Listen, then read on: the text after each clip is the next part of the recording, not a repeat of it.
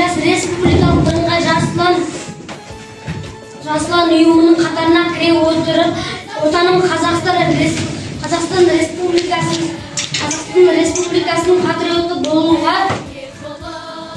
және мемлекеттік рәміздерді құрметтеуге дәріптеуге және менің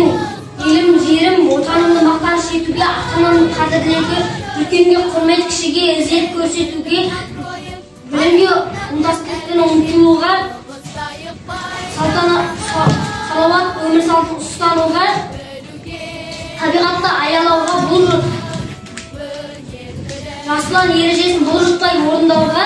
достарымның талабын орындауға ант беремін. Біз